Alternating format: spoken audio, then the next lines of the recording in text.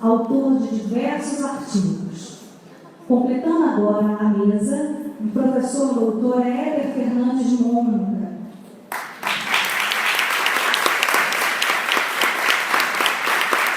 Docente permanente do Programa de Pós-Graduação Estrito Sensu em Sociologia e Direito da UF, autor do livro Entre Direitos Fundamentais e Democracia, publicado pela editora EDUF em 2016, co-organizador da obra Qual o Futuro da Sexualidade no Direito, publicada pela editora do Programa de Pós-Graduação Estrito Sensu em Sociologia e Direito, autor de diversos artigos. Nesse momento, passo a palavra à professora doutora Célia Barbosa Abreu.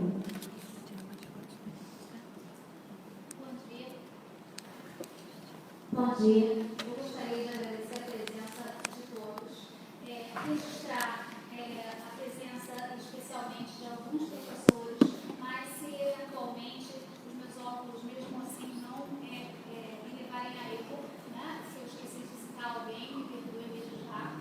E eu vou convidar a mesa, deixando totalmente à vontade aqueles que eu estou registrando, para que integrem a nossa mesa. Seria um prazer que o fizessem.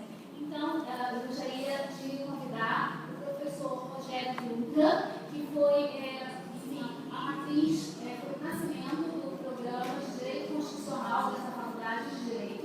Registro a presença e seria um prazer tê-lo conosco. Ele permanece sentado, tem outro compromisso. O professor Marcos Fabiano Gonçalves, presença registrada, convidado à mesa. O professor Pedro Gaspar, à mesa, sem recusa, inadmissível. Professor e amigo leal e camarada, portanto não aceito recusa.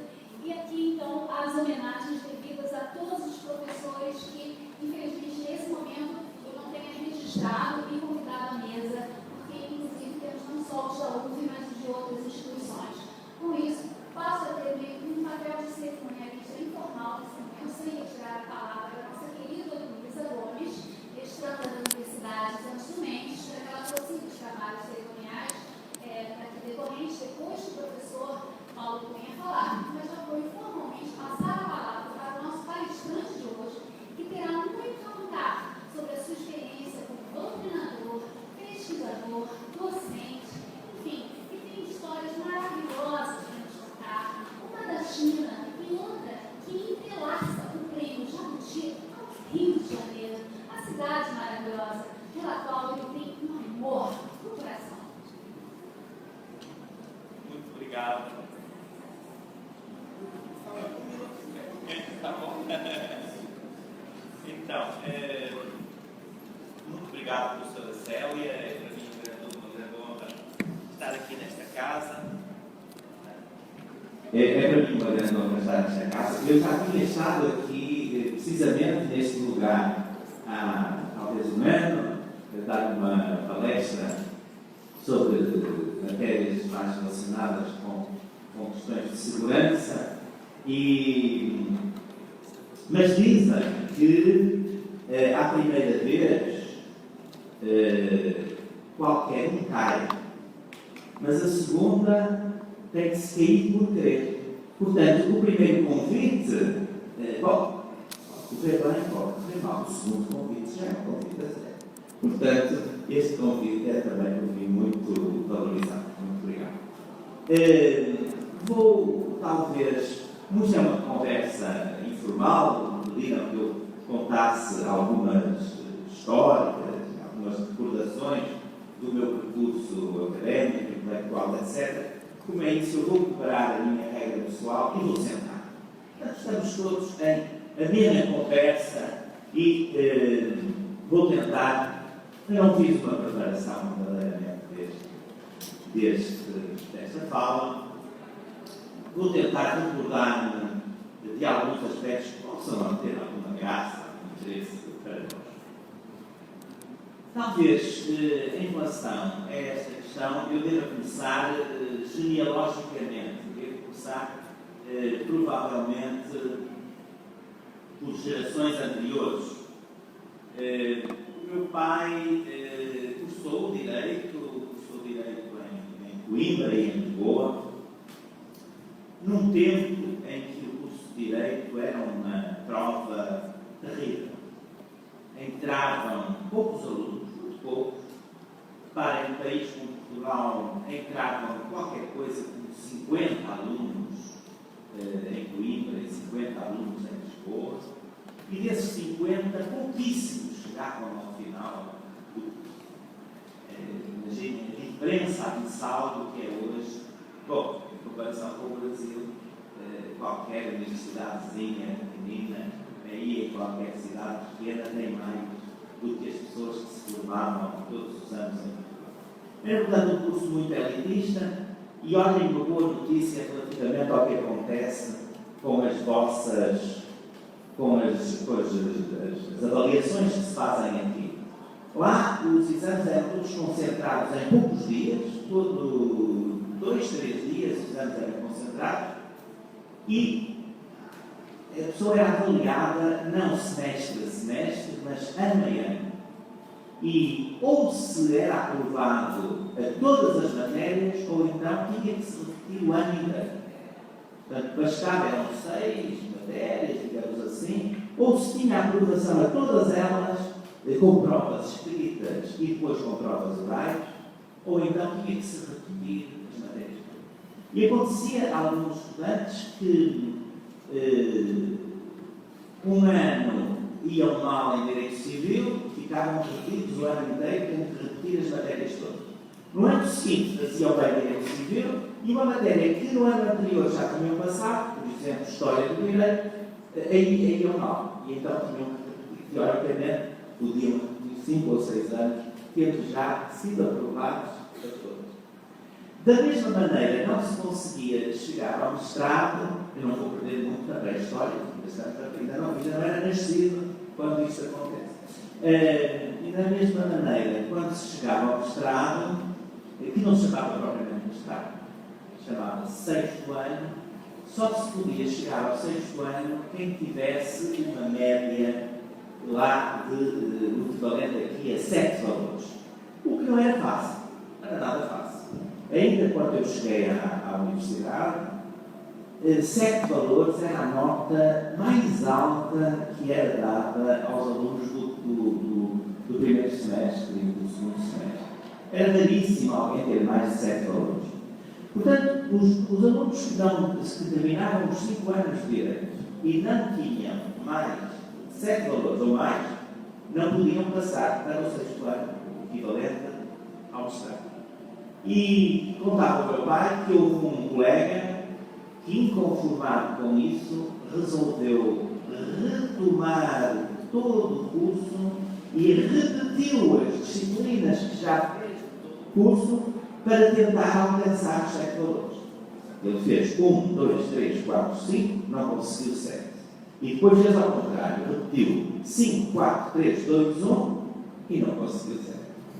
Passou 10 anos na faculdade e não conseguiu passar para o 6º ano. Eu próprio disse, terei tido um professor, não fui verificar evidentemente as matrículas, mas eu próprio terei tido um professor que terá feito o curso em 10 anos também, para obter notas maiores.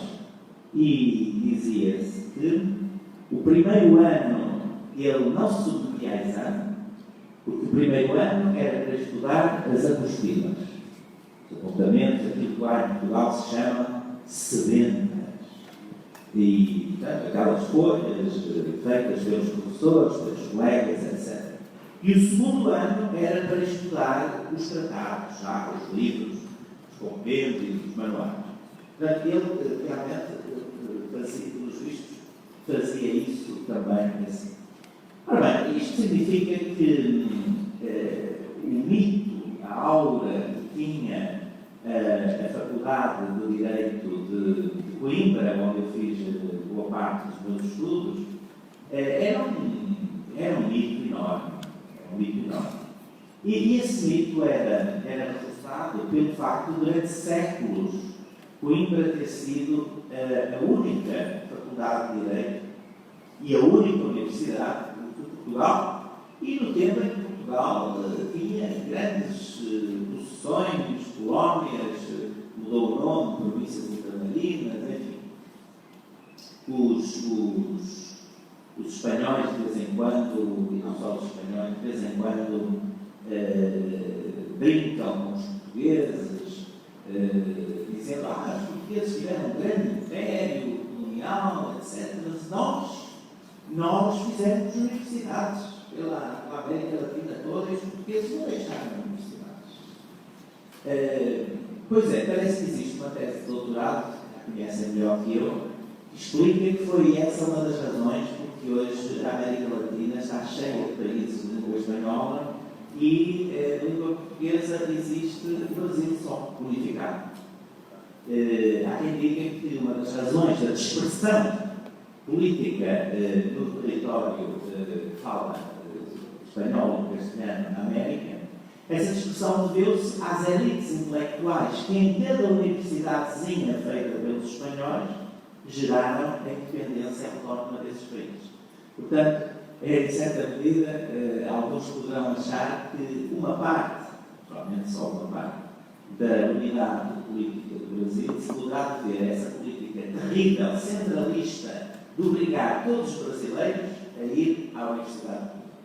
A Universidade de Coimbra foi fundada em 1290 e só passou a haver outra universidade em Portugal depois da implantação da República, ou seja, em 1910. 1890 a 1910, não só brasileiros, angolanos, cabo-verdianos, moçambicanos, enfim, tinham todos que ir a Coimbra, como portugueses, portuenses, os próprios lisboetas tinham que ir a Coimbra. Era uma política realmente de centralização absoluta do saber, não é? E portanto, a Universidade de Coimbra, com a velha torre, era realmente um mito.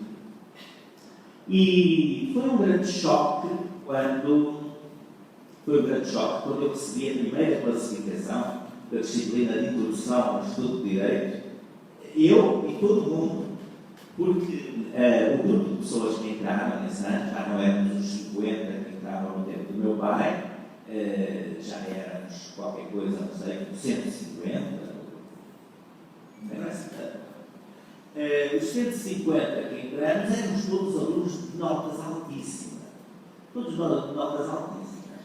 A nota mínima que estava fixada para entrar era o equivalente a qualquer coisa como 8,5 aqui, mas havia muita gente com a nota muito superior.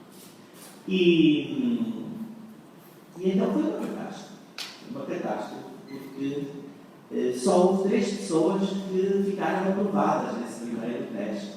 Eu fui um deles, mas tive uma nota miserável, qualquer coisa como 6. Mas houve 3 pessoas apenas que tiraram 5 ou mais. Portanto, o meu são 2 6 e um 5, assim, uma coisa incrível. Portanto, foi uma quebra, digamos assim, imensa daquilo que nós julgávamos que éramos grandes alunos. Deixa-me recuar um pouquinho antes para explicar que a escolha do curso de Direito comigo foi uma escolha relativamente natural. Eu gostava de muitas coisas, sobretudo que hoje gosto, gostava de escrever, gostava de fazer versos, gostava de pintar, gostava de cantar, quando estive um tempo no Canadá e Inglaterra, confundiram-me com o Pavarotti. Enfim, por isso é que eu tenho sempre uma certa relutância em pegar assim o microfone, porque tenho medo que julguem que é um avatar, uma reencarnação, uma coisa qualquer do Pavarotti.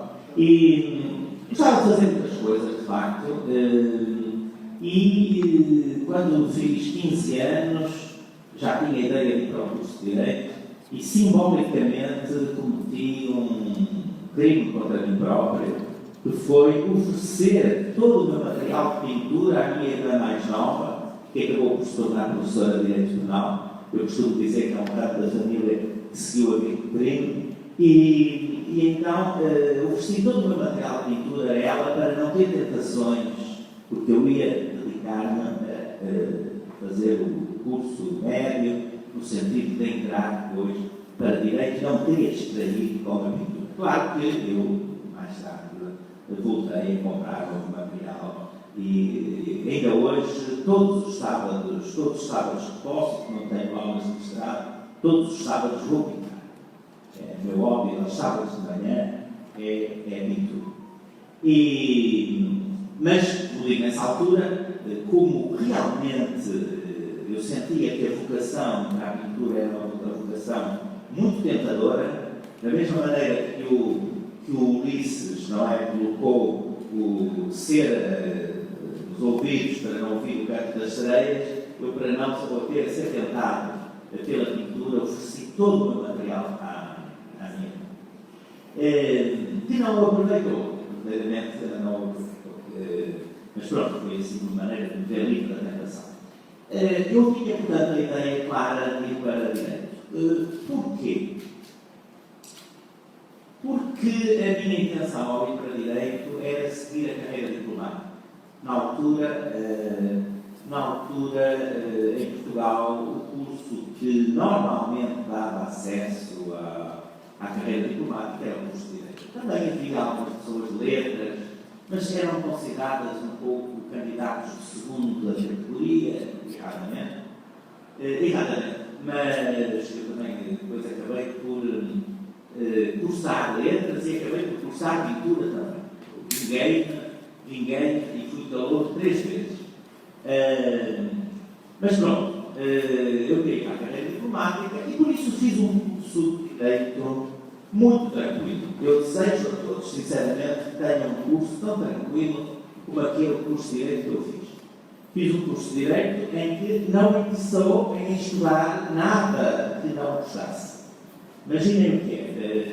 Há quem diga que o curso de Direito é muito insípido, desagradável, que é um curso, enfim, eu tinha até um professor de Direito Administrativo que dizia que o curso de Direito é um longo caminho de subida do Calvário. Portanto, estão a ver Cristo de costas de cruz ao ombro, mais ou menos nós, juristas, galgar o Gólgota para a nossa classificação. Eu fiz um curso bem tranquilo, procurava ter notas baixas, não procurava notas altas, porque realmente o que me interessava era realmente chegar ao final do curso e fazer o concurso para a carreira diplomática. Até que, como Paulo, acontecem sempre assim umas coisas, umas visões na estrada de Damasco, cai o cavalo e algo acontece. Até que um dia fui fazer exame de Direito Internacional Público. Começaram a acontecer muitas peripécias. Aliás, a Direito Internacional Público é uma das coisas a que eu me estou a dedicar agora, com muito prazer, uma redescoberta de uma matéria que já estava um pouco esquecida no passado, não sei, e até tenho no prelo, nunca mais sai, lá do meu protesto simbólico, evidentemente, porque eu brinco, mas tenho um livro que está a sair do Direito Internacional Público, quer em Portugal, quer aqui no Brasil. Mas o Portugal está a ser mais demorado do que o Brasil. Faço o exame de Direito Internacional Público e acontecem várias peripécias. A primeira peripécia é que eu vejo a prova. Isto é quase inacreditável, parece muito desnobre, muito presunçoso, mas é a realidade pura. O aluno do 4º ano de Direito que eu era na altura nunca tinha ido subir uma nota. Sabem que em Coimbra, em geral em Portugal, mas em Coimbra particularmente, ninguém tira boas notas se não for insistente. Faz a primeira prova, vai-se fazer a segunda vez, vai-se repetir. Normalmente as pessoas dão um valor a mais por cada vez que se vai. Então, o indivíduo queira ter uma boa nota, tem que repetir o exame, lá está, 2, 3, 4. Eu tinha repetido nota nenhuma, nunca tinha feito nenhum exame repetido, nunca tinha ido a uma prova oral, tinha sempre dispensado na prova escrita, nunca tinha dado a trabalho da prova oral. E não estava na prova de Direito Internacional Público, e olhei para a prova. Infelizmente, os 2 professores da matéria já faleceram, o último faleceu no passado dia 30 de setembro. Os 2 já faleceram, 2 grandes professores, um mais velho, chegou a ser presidente do Parlamento, o professor Rosa Melo, um outro grande professor muito promissor, Melo Rocha, e o professor Melo Rocha estava vigiando a prova, e eu olhei dele e disse: professor, estamos aqui com um problema grave. Mas diga o que é que se passa. A prova é muito fácil. Eu não consigo fazer a prova, é fácil demais. E eu disse: mas não, está maluco, como é que é? Está fácil demais. Não, é fácil demais. Eu desisto de fazer em setembro, até a prova do mês de julho. Então eu desisti porque achei que era fácil demais. É loucura total. Loucura total. Era fácil demais. Eu tinha-me preparado bem demais, a prova não me dava, se eu achava, a minha vigilância, não dava para eu brilhar. Não, era fácil. Em setembro volto a fazer a prova. Obviamente ele já está de olho em mim, porque aquele louco, aquele louco desistiu porque a prova era fácil. E então acontece nova peripécia. Eu vou ter com ele e o professor aqui diz que nós podemos consultar o Estatuto da Corte Internacional de Justiça, mas para resolver este caso eu acho que nós precisamos é de consultar a Convenção de Viena, a primeira não, só Viena foi a primeira, a Convenção de Viena para o Direito dos Tratados. Mas está maluco, você é um homem complicado, Deus me livre, então, agora, vá sentar-se, vá fazer a prova.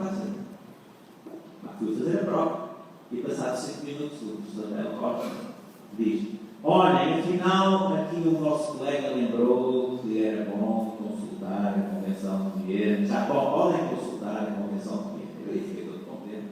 Disse: bom, afinal eu tinha razão.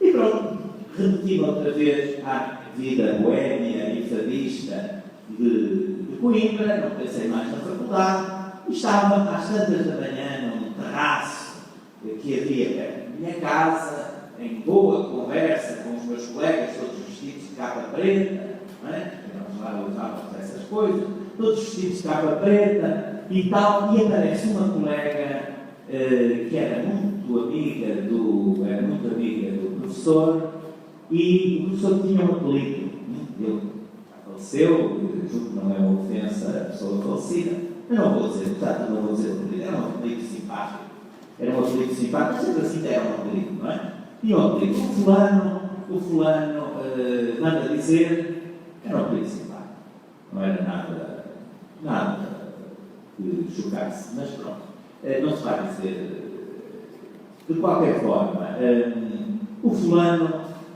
manda dizer que tu tens que ir à prova oral subir a nota. Eu tinha tido uma nota que para mim, na prova escrita, eu tinha uma prova para mim, uma nota, para mim era ótima. Mas faz questão, tu vais subir na nota à prova. Bom, já que o professor insiste que eu vá, eu vou. E fui. E aí foi realmente uma prova, aquelas salas todas decoradas com aqueles velhos azulejos, aquelas madeiras antigas, etc. Presidia a banca o professor Barbosa de Melo, e que me dá dizendo um pouco do tempo. Não, eu não passo da pré-história. Segredo, professor, o tempo é muito cedo. Mesmo assim, eu posso entrar no vosso almoço, não é? Não almoço, que estou contando a história. Não. De qualquer maneira, muito obrigado. Muito de nada, podemos sentar uma hora, temos uma hora e meia para fazer o almoço. Pode ser segredo. Bom, conclusão. O presidia a banca, o grande professor, que foi presidente do Parlamento, o professor Rosa Melo, que era um sábio, sendo presidente do Parlamento, ele lia Vico, imaginem-se, esse grande filósofo italiano, ele lia Vico, etc. Um homem vulgarmente interessante, escreveu um opúsculo muito interessante chamado Democracia e Utopia, E olhem, curioso, era um homem que não tinha nunca feito doutorado. Tinha feito doutorado. Aliás, era muito frequente em Portugal. Era muito frequente em Portugal porque a teoria era que um doutorado só se podia fazer há uns 50, 55, 60 anos, depois de uma vida de trabalho. Era absolutamente impensável, não só era impensável que as pessoas fizessem o doutorado cedo, como era impensável que publicassem alguma coisa de relevo antes de fazer o doutorado. Por isso se brincava com alguns autores, brincava com alguns estudantes, professores, que tinham escrito 2 ou 3 trabalhos na sua vida. Eu não vou dar exemplos, alguns são verdadeiramente dedicados, até pelos títulos das obras que eram, obviamente, selecionados pelas más línguas, mas isso era muito comum. E, portanto, parece que era assim que na União Soviética contaram, não sei se é brincadeira, mas contaram que na União Soviética havia pessoas que colocavam no cartão de visita, debaixo do nome, o seguinte título: candidato ao doutorado. E era um cartão de visita que durava muitos anos, porque a pessoa era candidata ao doutorado uma vida. Então, em Portugal isso não se fazia. Os portugueses são muito complicados nessas coisas, cartões de visita, etc. E não punham isso, nunca vi os cartões. Mas durava uma vida. O doutorado era uma prova que se fazia já muito tarde. E por isso também havia uma coisa simpática nisto. Depois de fazer doutorado, nesses bons tempos, era rápida a extensão das pessoas. A pessoa fazia doutorado, passado poucos anos, estava professor titular. Era rápido. A grande prova, a prova de facto de fogo, era o doutorado. Hoje já não era assim, hoje as coisas mudaram. Basicamente as coisas mudaram a partir do ano 2000. Foi realmente no ano 2000 em que as coisas mudaram bastante. Mas já vos vou contar essas aventuras. E então o exame foi um exame muito interessante. Foi um exame muito interessante. Falamos muito das teorias do Hans Kelsen sobre direito internacional. Aliás, Hans Kelsen é uma figura que de alguma forma persegue, faz também fazem-se uns livros de curso em Coimbra. Cada pessoa tem direito a 2 páginas, uma página para uma caricatura, é feita por um amigo, por um parente ou um profissional, uma caricatura, e uma página que são poemas que são dedicados ao estudante, também por amigos, estudantes, etc. E na minha página de caricatura, eu apareço rodeado de vários livros, e um deles é realmente o Kelsen. E não quer dizer que eu seja um adepto do positivismo lógico, antes de contrário, mas acho que é, de qualquer forma, uma figura incompreendida e interessante. Foi um exame épico.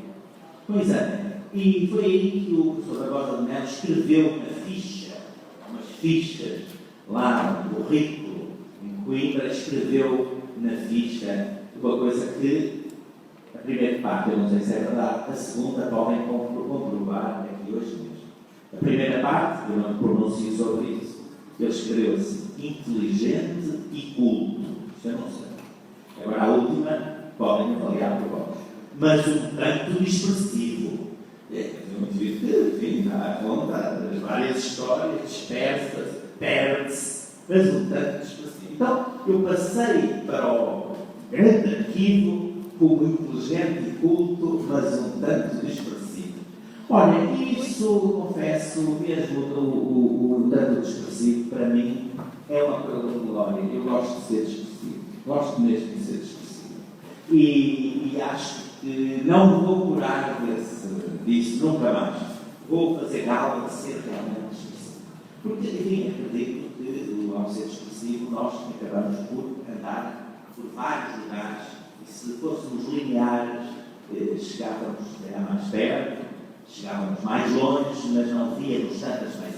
Há um estudo muito interessante nos Estados Unidos sobre os militares.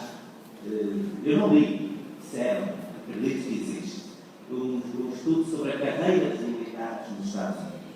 E terão chegado a uma conclusão, para mim, óbvia. Os militares que chegam mais alto são os menos expressivos. mais inteligentes, nem os mais cultos, mas são os menos específicos. São aqueles que realmente têm um objetivo e traçam o seu caminho e não se dispersam, não fogem dessa questão. Eu acho que passa-se com os militares, passa-se com os universitários.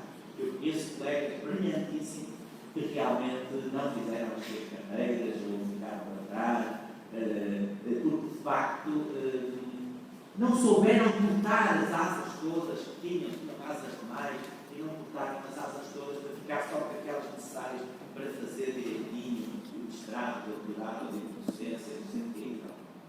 E portanto, realmente não é fácil. Bom, a partir desse momento, o professor Barbosa de Melo achou que ele devia seguir a carreira docente. E, belo dia, encontramos nas ruas íngremes, acidentadas de Coimbra, e ele disse: não, você vai ficar em Coimbra, interessante, porque em Coimbra há amigos tratados, alunos por você. Eu vi um grande choque linguístico, eu vinha do Porto e a expressão você não era tão utilizada. Agora, no Brasil, eu estou bem habituado a você, mas na altura foi um certo choque quando me trataram de você pela primeira vez. E ele disse: você vai ficar na faculdade? Não, professor, não tenho nada para isso, eu nunca quis ficar na faculdade, nada disso, de maneira nenhuma, não sei. Bom, mas a vida é sempre uma surpresa, e eu acabei por ir para a advocacia, um tempinho, entretanto, várias pessoas insistiam comigo que eu deveria tentar a carreira docente, e aconteceu. Houve uma universidade privada que me convidou, e olha, eu gostei tanto de dar aulas, e gostei tanto de pesquisar.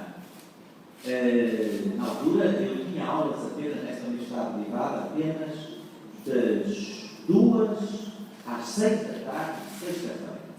E lembro que eu não tinha guarda-chuva. Não é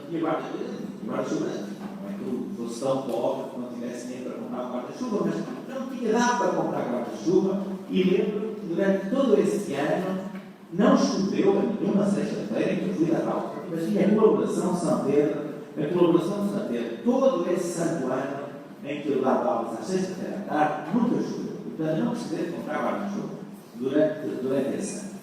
Ganhava evidentemente uma miséria, e entretanto fazia nos fatos da advocacia, etc. Também gostei muito, achei muito interessante, e escrevi logo no mestrado. O mestrado foi uma aventura muito interessante.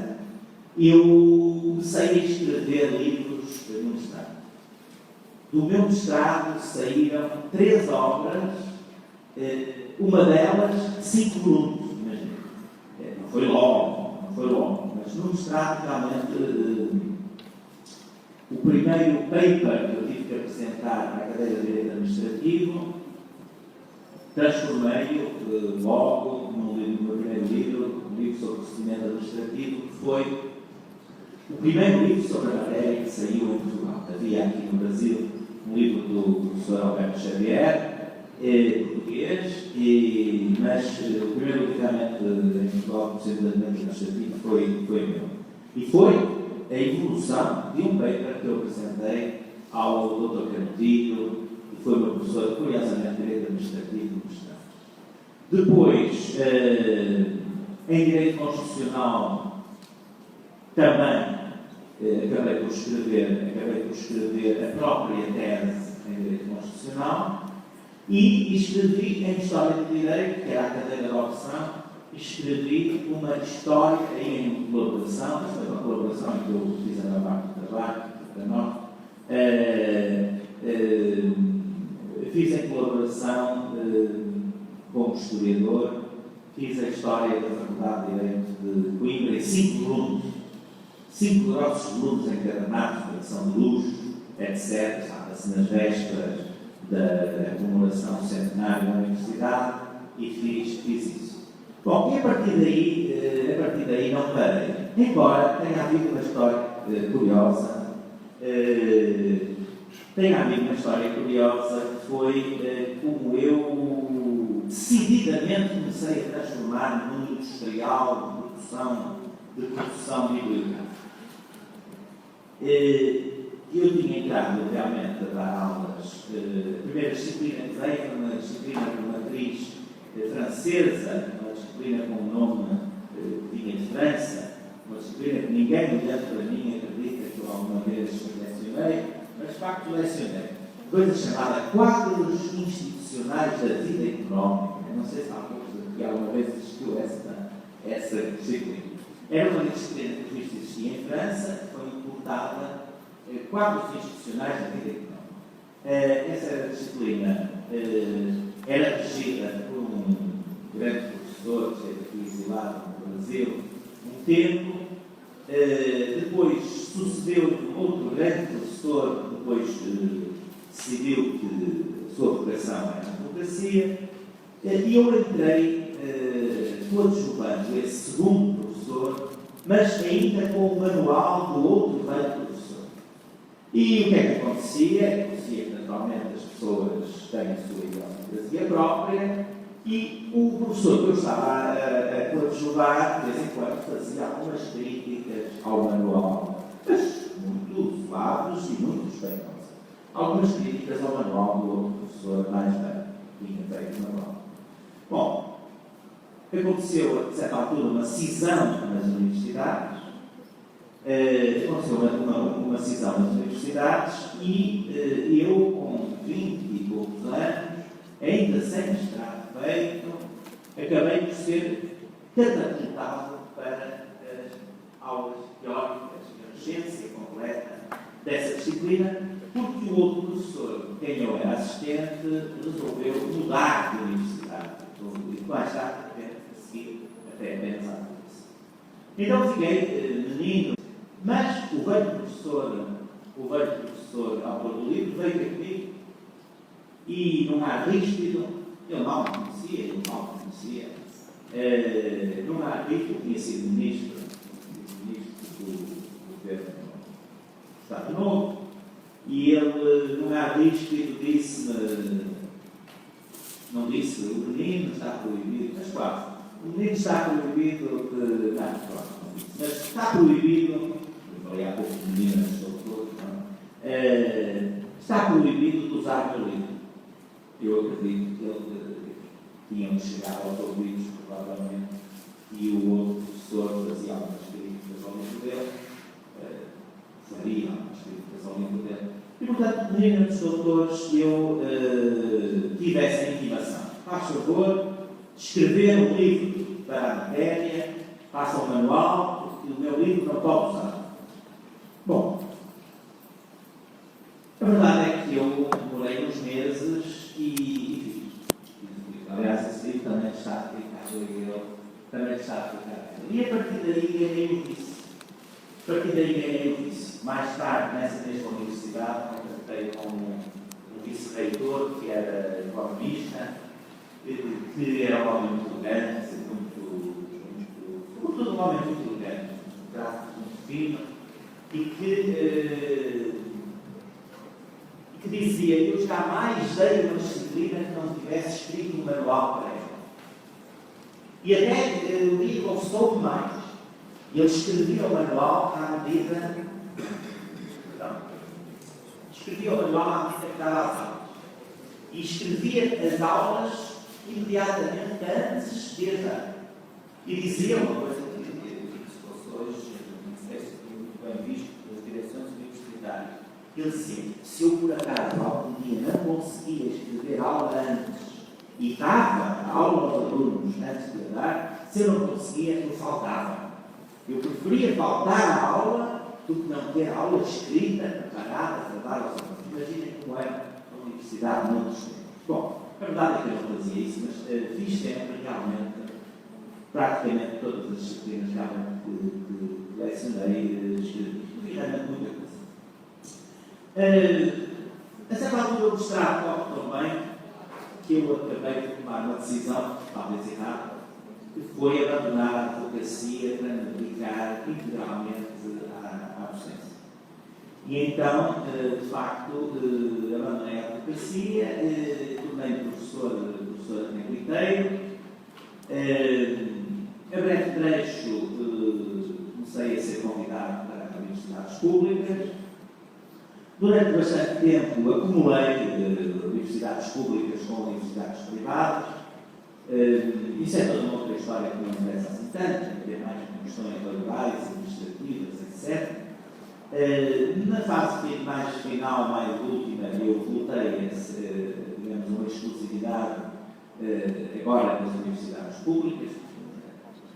Percebi que era um pouco complicado fazer mais acumulações, mas enfim, ao longo deste percurso eu fui descobrindo algumas coisas. Comecei a fazer livros porque houve um professor que me mandou, comecei a escrever artigos porque tinha um colega de outra universidade que hoje é juiz, nós chamamos lá conselheiro, chama-se ministro do Supremo Tribunal de Justiça, um grande amigo, que me despertou precisamente para a necessidade de escrever artigos.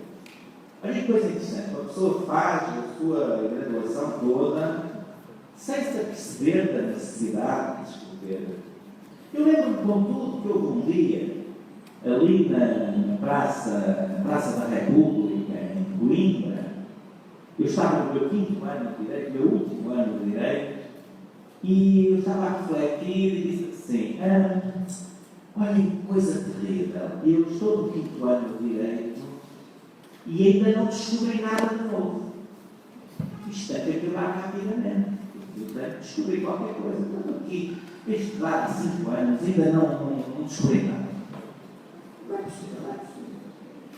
Lá está algo errado.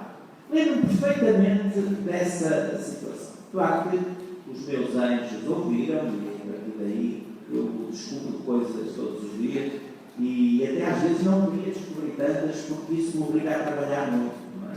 Me obriga a pôr no papel e às vezes sonho com ideias. Houve um grande químico, que foi o Kekulé, que descobriu a estrutura molecular do benzeno a dormir. Portanto, realmente, até a dormir, até a sonhar, se encontram soluções, descobrem coisas. Né? Portanto, é preciso cuidar com aquilo que desejamos. Não é? Quem conhece as histórias de doentes e de fadas e de bruxas sabe que nós precisamos ter cuidado com o que desejamos. Então, agora eu teria formulado um desejo, não é? Não é o If you wish upon a star. Não é exatamente isso. É realmente. Não é desejar em relação a uma estrela, não é? Mas é preciso cuidar com o que desejamos. Então, na certa altura, naquela altura, de facto, talvez tenha desejado descobrir coisas em vida, inventar coisas. E, de facto, tem sido um pouco a minha sina. Eu tive muita sorte porque fui muito acarinhado pelos meus professores. Eu tenho certeza absoluta, se tivesse tido outros professores, outro orientador de tese, outras bancas, eu teria sido absolutamente trucidado, humilhado, enfim, teria sido uma coisa horrível. Aliás, eu cada vez mais me convenço, infelizmente, que a nossa vida é, em grande parte, dependente da sorte. E a vida académica é dupla ou triplamente dependente da sorte. E eu tive realmente muita sorte, porque, de facto, o Dr. José Grande Soares, que foi o principal orientador, o Dr. Gomes Cantilho, enfim, e depois outros que foram juntando, o Marcelo Couto Sousa, etc., foram sempre pessoas que tiveram grande simpatia com a minha carreira. É claro que eu julgo que houve uma coisa que ajudou, ocular-nos no segredo. É que eu também não assustei a academia. O motivo para ser, de alguma maneira, irreverente e ser diferente, também tem várias opções. Uma é começar a pôr bombas, começar a dizer mal das pessoas, não sei o quê. Então, digamos, afrontar diretamente o establishment.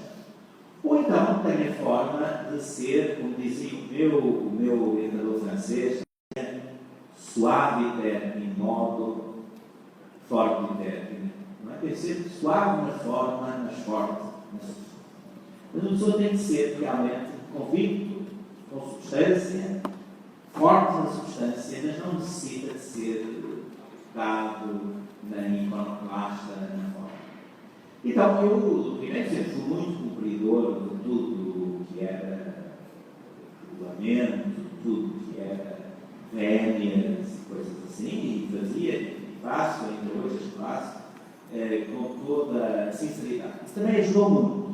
Eu nunca reverenciei nenhuma entidade que não sentisse verdadeiramente reverência e crença.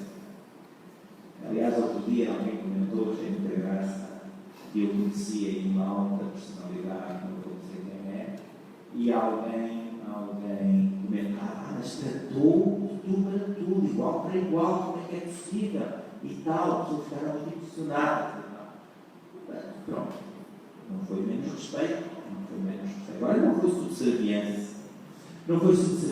Bom, portanto, tudo correu muito bem, do ponto de vista académico, sempre comigo. Em grande medida, por essa história curiosa, é que os constitucionalistas sempre se convenceram que eu era filósofo de direito. E os filósofos de direito sempre se convenceram que eu era constitucionalista. Isso foi bom, porque não fui perseguido nem pelos constitucionalistas nem pelos filósofos de direito. Sempre acharam que eu estava noutro concurso, eu estava concorrendo noutro ao lado. Isso foi extraordinário. Se eu tivesse persuadido os constitucionalistas que eram constitucionalistas, os filósofos de direito que eu era filósofo de direito, talvez as coisas não tivessem corrido exatamente da mesma forma. Deixem-me só contar as duas histórias rápidas. Posso? Isso. É isso. Pronto. Comece pela China. Tá bom. 5 minutos é difícil, mas vamos tentar. Tá. Então, começo pela China.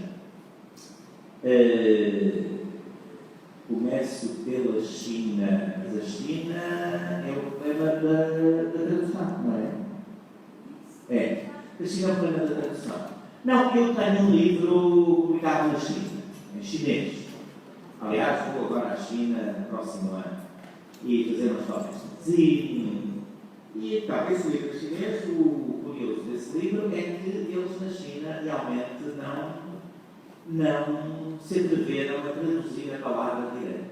O livro está todo escrito naqueles caracteres chineses e quando chega a palavra direito, está escrito em português. Eu contei esta história uma vez ao vice-presidente do Canadá, ao vice-ministro dos negócios estrangeiros, das relações exteriores do Canadá e vice não sei o quê. E um grande professor, o professor Jean-Yves Morin, e contei esta história e ele disse, olha, isso não me surpreende, porque na Rússia foi muito complicado arranjar uma palavra para traduzir em russo o Estado de Direito. Então, isto é muito esclarecedor sobre o problema da universalidade do direito, dos conceitos de direito, etc. Então, realmente, essa questão não deixa de ser interessante. E agora eu li aqui, do centro da Universidade do Porto. Se fosse em Portugal, isto era muito suspeito.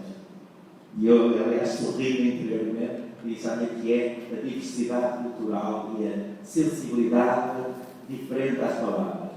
Nós utilizamos a palavra docente, às vezes, para sofismar o problema precisamente de haver grandes professores que não têm doutorado.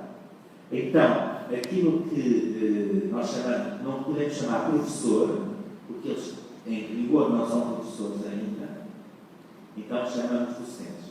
E há umas criaturas muito maledicentes que dizem que o tema da universidade é que há os docentes e os indocentes. Os docentes e os indocentes. E, portanto, é muito interessante. Quer dizer, em Portugal, em princípio, a palavra docente é uma palavra ativa. Mas é assim mesmo. Quer dizer, quando nós mudamos mudamos e as coisas são realmente. Assim como, por exemplo, a expressão professor-doutor. Deixem contar já agora, esta é suplementar. Em Portugal, professor-doutor é apenas a forma que se utiliza para tratamento por escrito para as pessoas que são professores e que têm doutorado. E um belo dia resolveram pôr, não no Estado do Porto, no Estado do Porto puseram na internet uma coisa assim, lista dos professores doutores que aceitam dirigir doutorado. E foi preciso fazer uma intervenção nesse sentido, porque disse, olha, os candidatos brasileiros vão achar que são apenas as pessoas que têm a posição de professor-doutor e, portanto, nesta lista não estão nem professores associados, nem estão professores titulares. São só os professores-doutores. Quando realmente em Portugal, o grau equivalente a professor-doutor chama-se, olhem, uma coisa também não é nome bonito, chama-se professor auxiliar. O que faz com que os assistentes, quando são mais vaidosos, ou por necessidade, quando o assistente coloca no cartão de visita professor assistente, causa no professor auxiliar uma certa inveja. Assim, mas que diabo, eu estou acima e sou mero professor auxiliar. Ele está abaixo e é professor assistente. Bom, isto são histórias complicadas. Sobre a questão do jabuti. O jabuti é muito simples. Eu vim ganhar aqui o jabuti como se fosse São Paulo, como se fosse um Oscar, realmente da academia, com passadeira vermelha e tal, realmente muito interessante. Teve uma peripécia interessante, é que o principal curador do Prémio Jabuti, que é uma pessoa muito inteligente, interessante, não lembro agora o nome, é vagamente parecido com o Karl Marx, o curador disse uma coisa, não sei se ele disse a brincar-se a sério, no discurso que ele fez no Jabuti, ele fez um discurso, não sei se a brincar-se a sério, não cheguei a falar com ele, ele disse, olhem, várias pessoas têm dito que este prémio é um prémio tão importante, várias pessoas acham que este prémio devia ser aberto a não brasileiros, mas nós não, estamos sólidos, estamos determinados a que o prémio Jabuti é só para brasileiros. Passado meia hora eu estava recebendo não sendo brasileiro. Portanto, eu não sei se foi brincadeira, se foi realmente ele julgar que eu era brasileiro. Portanto, a partir daquele momento eu senti-me cidadão brasileiro, ao menos honorário, via Jabuti, eu fiquei naturalizado brasileiro. Se o Jabuti é só para brasileiros, se eu ganhei, então realmente também tenho. Mas o Rio de Janeiro, aquilo depois de ir a São Paulo, vim fazer aqui uma palestra num hotel enorme, uma palestra multidisciplinar, centenas de pessoas, uma palestra, creio que tinha a ver com registradores, notários, uma palestra que foi aberta por mim, ou foi aberta por ele, foi um dos dois, mais ou menos pelos dois, pelo grande professor José Oliveira Ascensão. Foi uma coisa num hotel grande e aqui estive, também estava presente um outro grande professor português, especialista em Direito do Consumo, o professor Mário Frota. Esse foi meu professor também. Bom, foi uma coisa muito agradável, uma palestra muito interessante e tal, e eu trazia na mala Jabuti, não é? Trazia na mala Jabuti. Aliás, trazia duas malas, eram duas malas.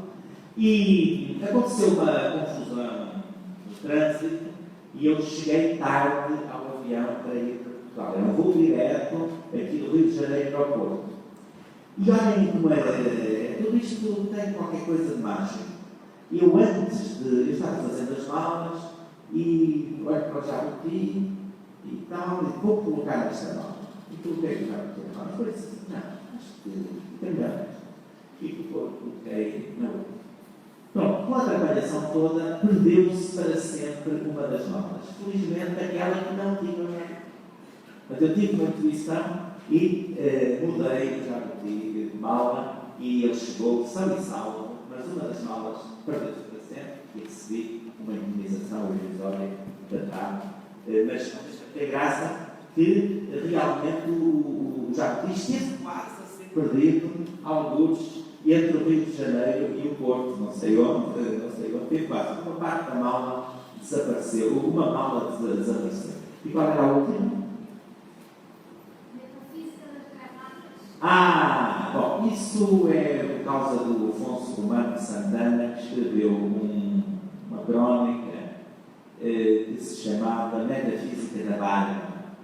O meu amigo, professor de Direito Constitucional, chegou a ser vice-reitor da Unisantos, o Marcelo Lamy, presenteou-me um dia com um livro de crónicas em que estava, em que estava também essa Metafísica da Barba. Um artigo muito interessante. No meu livro, não sei porquê, eu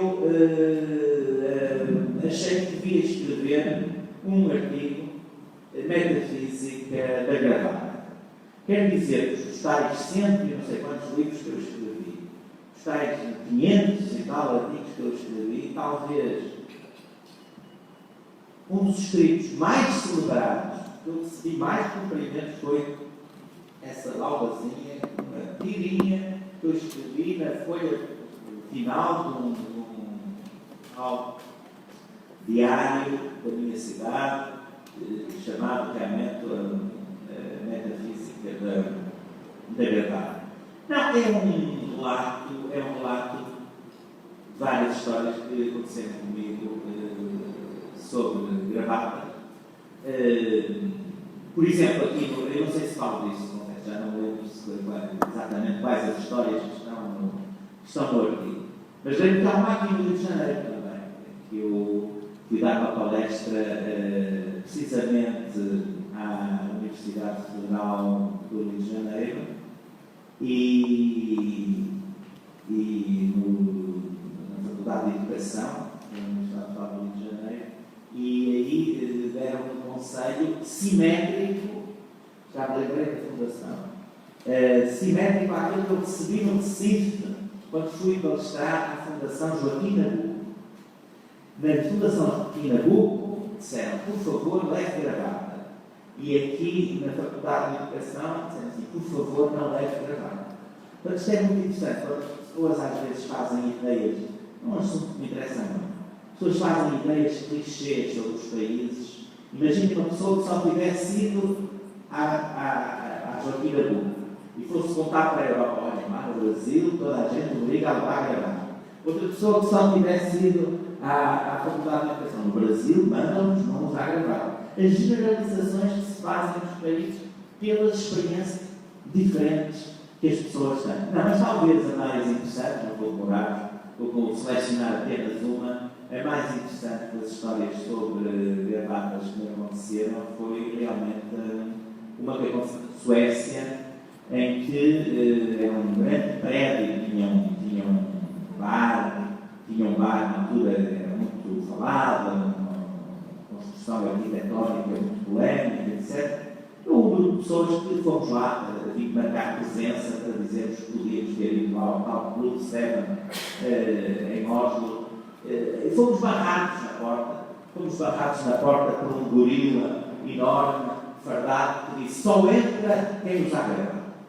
Eu me habituei um pouco a usar a gravata desde pequenino, porque acho que uma pessoa que usa gravata acaba por ser menos maltratada pelas autoridades que olham para a gravata e não olham para a dignidade da pessoa.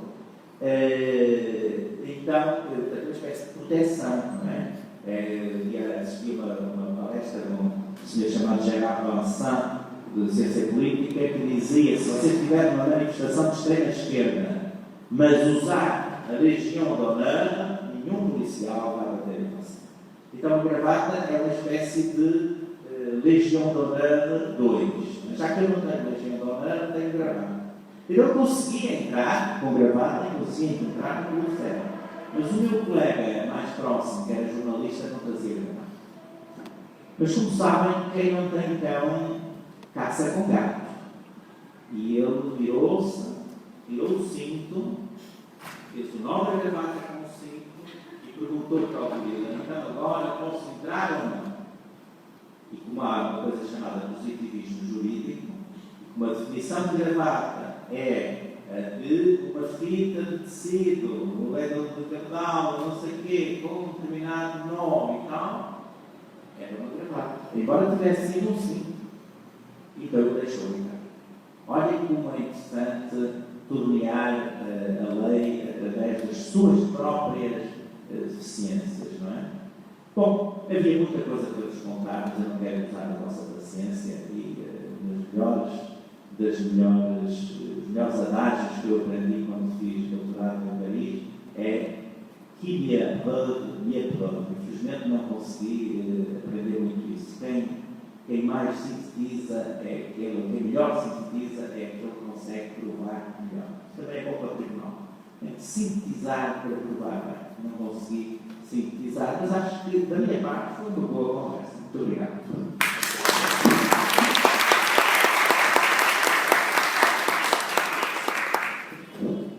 Meus caros, sem palavras diante dessa oportunidade ímpar que nós tivemos. Temos aqui alguns exemplares para fins de sorteio, que serão inclusive dedicados aos presentes.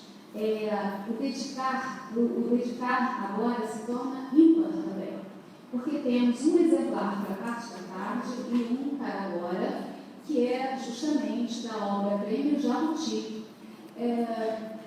que já está esgotada, e o professor trouxe seus últimos exemplares para o nosso evento. Portanto, uma peça preciosa que vai ficar para o último sorteio. O critério será o seguinte: eu indicarei uma pessoa, essa pessoa me dirá um mês, a escolha dela, não pode ser porque ela nasceu, vai ter alguém do lado conferindo com a identidade dela, e outra vai me dar uma data. E se ninguém levantar a mão, a gente vai ver a data mais próxima e a pessoa vai levantando a mão. Pode ser? Então, vamos lá. Para começar a brincadeira, o professor Marcos escolha um mês que não serve o seu, eu sei qual é. Júlio. Professora, ao seu lado, vamos lá, minha querida, dos olhos mais lindos da faculdade. Uma data. 12. Julho 12. Alguém de julho? Ótimo. Vamos ver quem está mais perto do 12. 9. Quanto? 26. Quanto? Lá para 10. Isso, quem mais? Tem que trazer identidade. Quem é a próxima? Mais alguém? Então, por gentileza, vá sentando aqui do lado e for sendo agraciado para depois pegar os autógrafos ao lado. Então, eu comento que não é a melhor obra, mas a minha. Então, é o meu exemplar da obra Primeiras Linhas sobre a interdição após o novo Código Civil publicado no ano passado. Pois não? Já tem um? Não é o seguinte? Quem ganhou? Não trouxe identidade? Vai pegar o princípio da boa-fé objetiva, acerca do qual eu já... É Vandisa, né? Eu disse, Vandisa, querida, você veio. Você fez uma banca na Unirio muito interessante, na FRJ, muito interessante, em Biodireito, um espetáculo. Querida, senta comigo, por favor, você vem na minha obra dele. Para uma outra, professor Rogério Dutra, por favor, um mês. Janeiro. Uma data, Camille. 15. Quem está próximo do 15 aqui? Alguém de janeiro? Ninguém? Morreu em janeiro. Uma? É sua. Líder, querida. Lá vou eu, cérebro, de novo. Você ganhou o livro meu. Você já tem? Não. Então pronto, meu amor, é seu. Vamos embora.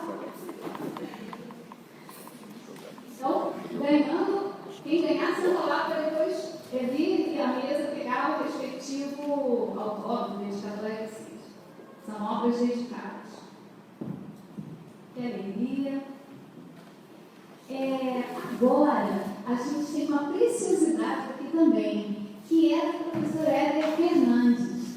Uma obra intitulada Entre Direitos Fundamentais e Democracia, Superando a Dicotomia no Direito Brasileiro, publicada pela EDUF, a nossa editora da Universidade Federal Fluminense.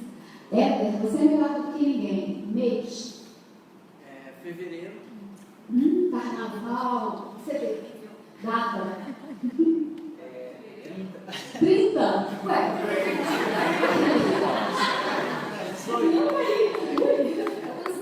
Depois o professor Fábio fala que eu não durmo, 3 horas da manhã eu falo mensagem de voz acesa. 18. Alguém perto? É o da minha mãe, serve? Lá atrás. 10 de fevereiro. Valeu. Bom, todos valeu. Por gentileza, vem à mesa, pegue sua obra e sente do lado. Ok?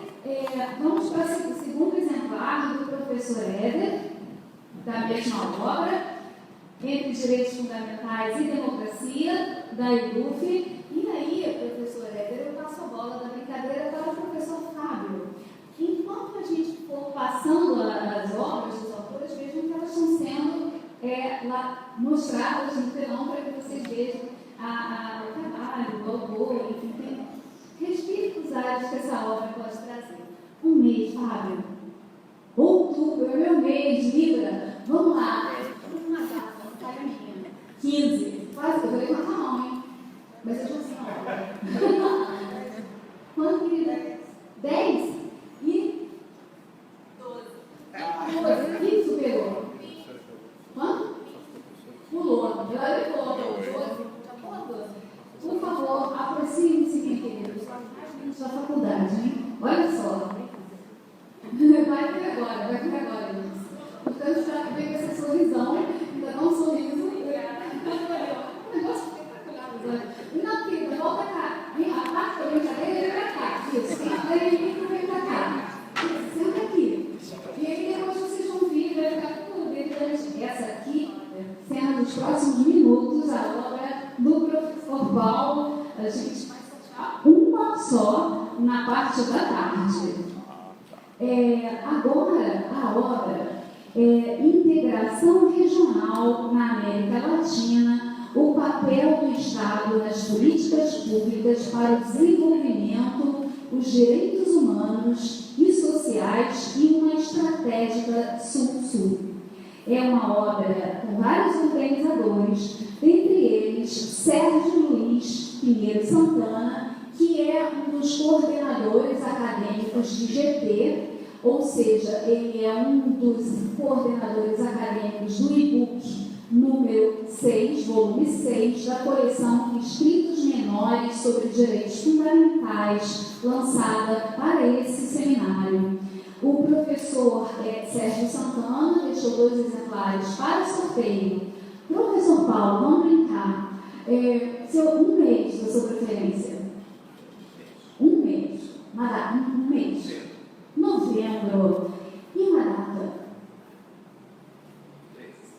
13. Eu adoro o número 13. Alguém de novembro e 13? Maravilha. Por favor, venha à mesa, junte-se a nós, lá ao lado dos olhos mais bonitos da faculdade. E agora, professor Pedro Paulo Gaspar, um mês. Meu mês de novo, a pessoa só quer outubro, mas vamos mudar, porque a gente já prestigiou o mês de outubro.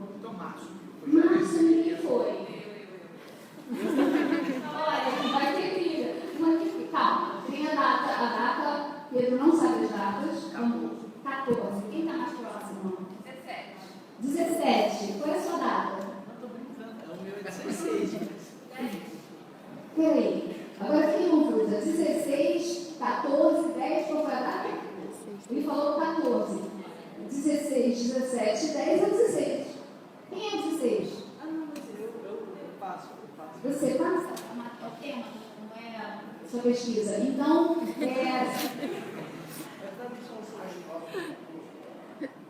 o mais próximo de 14, nós tínhamos 10? 17. 17, que é o atual mais perto. Eu já resolvi a questão.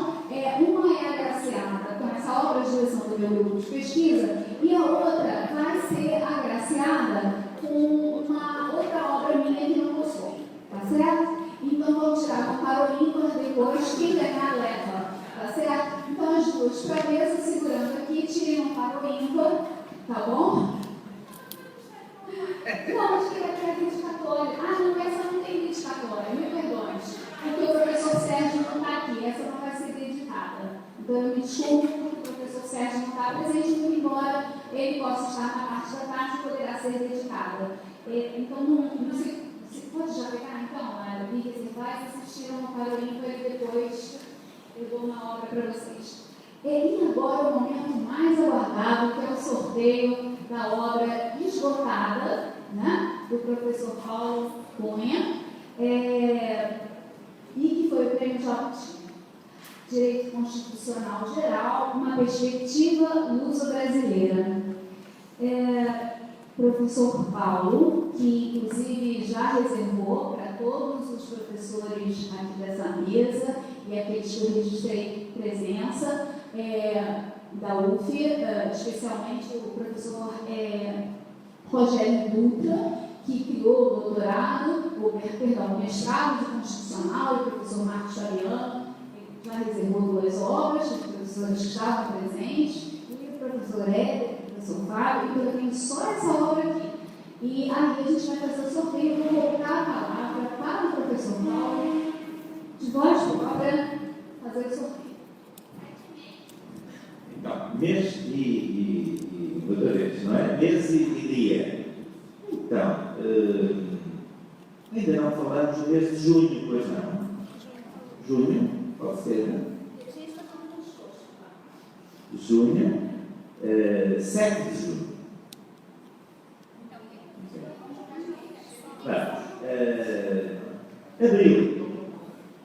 Abril, 25 de abril. 25 mesmo? 25.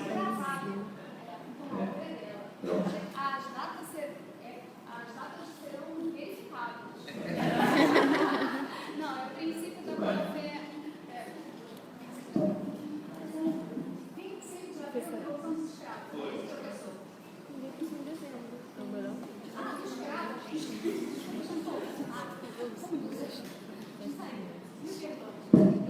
Gente, diante disso, vamos começar os autógrafos e vou dar por encerrada a mesa de hoje.